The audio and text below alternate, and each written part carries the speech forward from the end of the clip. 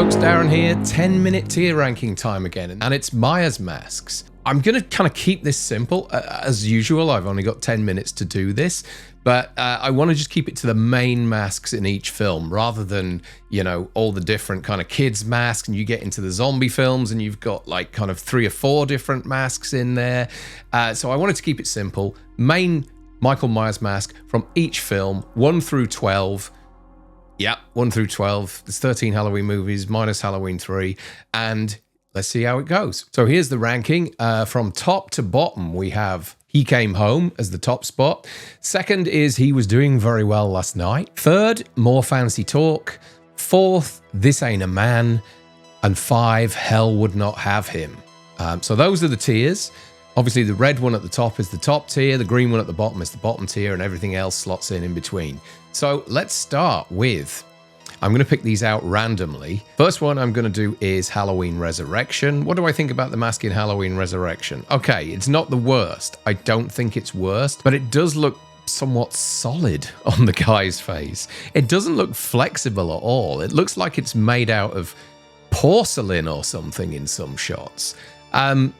I'm going to stick this in...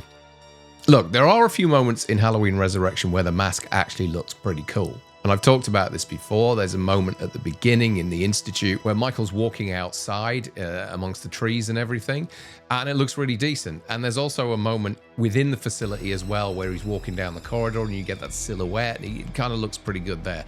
So I'm going to put it in the middle. I think the Resurrection mask is passable. It's okay. You know, people can look at that and go, that's a Michael Myers mask. A bit heavy on the eyebrows, but yeah, we're going to put it there. Next, I'm going to do Rob Zombie's Halloween. Not a bad mask at all. Bit big, bit huge. You know, he was a big guy, but it kind of, you know, it's a little baggy on his head as well, so it's even bigger. I guess he had to fit that kind of beard and all that hair underneath it all. So I'm going to put Rob Zombie's Halloween in the middle as well. I'm toying with it being in the second tier because it is a good kind of likeness for the OG mask, a different sort of take on it. So I actually am. I'm going to move it up to the second tier. I'm going to leave it there. Halloween Ends. Great mask. I don't think it's as good as Halloween Kills. I have the Ends mask right behind me, just there. And I think it looks good. I like the idea of it being moldy and a bit smelly and, you know, a bit flaking off it, that kind of stuff. I'm going to put this in the second tier as well because I think all of the Chris Nelson masks are decent. Next one is Halloween 5. Not a great mask at all. You know, it's teetering on being one of the worst in the franchise. I think it actually is, actually. I'm going to put it in Hell Would Not Have Him. It's very flary at the bottom. It makes him look like he's got a really wide neck. It doesn't look like it fits properly. I know, correct me if I'm wrong here, but I think it may have been slightly based on the look of Don Shanks himself. The hair is kind of too nicely kept, and if you look online, a lot of people kind of liken this mask to that of Nick Cage. I can kind of see that.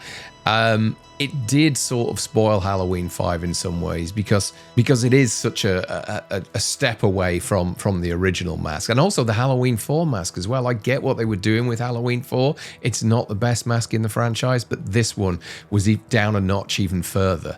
So yeah, Hell Would Not Have Him, the bottom tier for the Halloween 5 mask. Okay, moving over to Halloween 2. This has got to go into the second tier. I know that it's the same mask from the original movie. It just sits differently on Dick Warlock's face. Dick Warlock's got a kind of broader face, and you get that kind of sort of moon face look to it. It still looks amazing. I love the fact that it's really weathered. According to Deborah Hill, it's spent some time under a bed where she was smoking a lot, and so it's kind of discolored. I kind of like that. I love the fact that it's got sort of markings on it. There's a diagonal mark at one point on the mask there, and I really like that. And I think it looks great as well once Dick Warlock's been shot in the eyes. Yeah, it's going in number 2 there. A really cool mask. Looks great in the film. There are some moments where they frame it beautifully. There's the moment where he steps out in front of the red light. There's the moment where he appears behind the nurse with the needle. Very nicely lit in Halloween 2. Next is Halloween H2O. Where am I going to put this? I mean, this whole mask debacle with Halloween H2O was all over the place. And, you know, I'm still not sure they come up with the best mask. out of the 3 or 4 that they used in this. I mean, casting my mind back, they did all sorts of reshoots to make the mask look better, and I don't know whether it looks better at all. I don't know whether it's down to the mask itself or the way that Chris Durand is shot in this film. There are some really awkward shots, some shots of him when he's walking along the corridor in the school, and he's kind of shot from underneath, and it looks like he's got a huge hair. You see his eyes too many times. I know some people like that. I'm not a massive fan of that. I don't mind the way the eyes look in Halloween 2. I think there's something about Warlock's eyes that look really menacing. But in this, the eye holes are too big, and so you not only see his eyes, but you see his eyelids and parts of his face. Just doesn't look right to me. So he's going in the bottom there. Hell would not have him. Sorry, Barry. I know you're a huge fan, but I can't get on with this mask. I can't get on with this movie very much.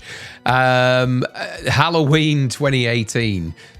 Going right up to the top there. Everybody was so on edge about how this mask was going to look when the movie was in production. I remember we got that first still of Michael stood out in the street from a distance. It was kind of like a paparazzi shot. And people were trying to zoom in to see what the mask looked like, and we couldn't tell. We couldn't tell until the poster came out. And then I think everybody's fears were quashed at that point because it just looked great. It looked like a really old, weathered 78 mask. It does look a little thicker than the original 78 mask, but then I guess that's just a technique that Chris Nelson had to employ in order to get all the kind of weathering on there and everything.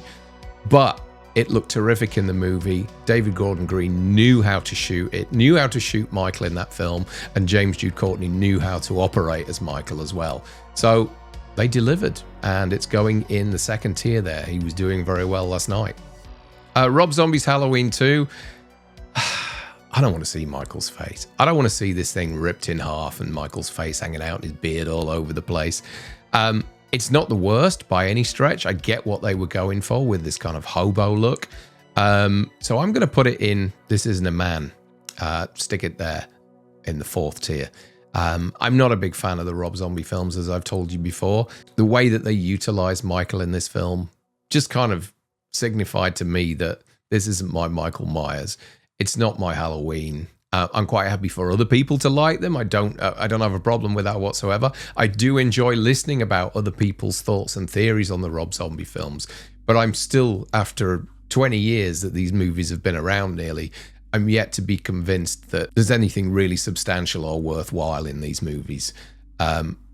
But as I said, I do respect that people do like them, and that's great. And also, I might add as well that it was great to have the films. It's great to have a different take. You don't have to like that take, though. And without those movies and the success of those movies, we may not have got the David Gordon Green trilogy. Love it or hate it, we may not have it. And without that, we may not be still talking Halloween today. So I'm all for it. I'm all for different Halloween content. It's just sometimes it works, sometimes it doesn't. Halloween 4. I'm in the camp that firmly believes that we should have stuck to Michael in bandages in this film. I really loved that look, the dirty, soiled bandages that he was wearing on his face. Although why he was wearing bandages 10 years after, I have no idea. But still, it looked cool. It was a really cool look. The mask, for me, and Frank and I have said this on our channel, kind of looked a bit like Wayne Newton. I get what they were going for. And I've kind of come to terms with it over the years. I love Halloween 4, and the mask doesn't bother me like it did when I first saw the film.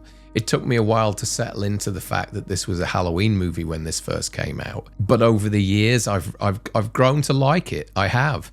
But I have to go on the way it looks rather than how I feel about it in the film. And for me, it does. It is a bit of a distraction. And so I'm going to put it in This Isn't a Man. It's not a great mask at all, but I do love the movie. Curse of Michael Myers, where are we going to put him? I don't mind the mask. I think it's overblown. I think it a bit like the Rob Zombie's mask. It looks huge on George P. Wilbur, but in the right circumstances in this movie, it's lit quite well. It does look okay. So I'm going to put it in that middling area of more fancy talk. It kind of changes throughout the film depending on who's playing Michael. There are some moments in there where it does look ridiculous, but there are some moments where it actually looks really cool. And so, yeah, Middling tier for Halloween, Curse of Michael Myers and George P. Wilbur, or A. Michael Lerner, I think his name is. It's okay. Halloween Kills is one of my favorite masks. It really is. I love the idea of the burnt Michael Myers mask. Those that know me know that I love a good fire stunt, and Halloween 2 and Halloween Kills, the fire scenes in that are amongst my favorite in the franchise. And I love the way that this looked. I love the fact that they kept it, you know, even in the trailer, you didn't get a proper look at this mask. And when you do, I think it's really special. I think he's done a great job on it. And thanks to Victor at Val Horror Props for supplying me with a great rehaul of this mask, which I've done a video about on the TSL Movie Podcast channel, which I'll leave a link for up there. Halloween Kills, a great mask. Second tier alongside Rob Zombie's Halloween, Halloween Ends, Halloween 2, and Halloween 2018. And that leaves one mask left, which is the OG, which is going right up to the top there into He Came Home. There we go. Unbeaten. The movie that got me into horror, the movie that got me into the franchise, the movie that kept me awake as a kid for years and years in the early 80s. It's all about that mask. It's all about that mask and the look of Michael Myers. It'd never been seen before, anything like that. For me, there's no other place than the top tier for this particular mask. So that's it. There's the ranking. In first place, the original Halloween mask in the He Came Home category. The second category, he was doing very well last night, has Rob Zombie's Halloween, Halloween Ends, Halloween 2, Halloween 2018 and Halloween Kills. More Fancy Talk has the Resurrection mask and the Curse of Michael Myers mask. This Isn't a Man has Halloween 2, Rob Zombie's Halloween 2 that is, and Halloween 4. And Hell Would Not Have Him contains the Halloween 5 mask and the Halloween H2O mask. There you go. Hope you enjoyed that, folks. Let me know what your ranking is down below. Tell me which masks are your favorite. I know we've all got a different opinion on this, and, you know, keep it civil down below. People have a different idea of what their favorite Michael is. I know some people who don't like the OG mask, some people that like the Halloween 2 mask, or even the Halloween 4 mask. Pop your comments down below. Let's have a chat about this. I always try and reply to the comments, so share your thoughts. And I shall be back very soon with another 10-minute ranking. Thanks, folks. Speak to you soon. Bye-bye.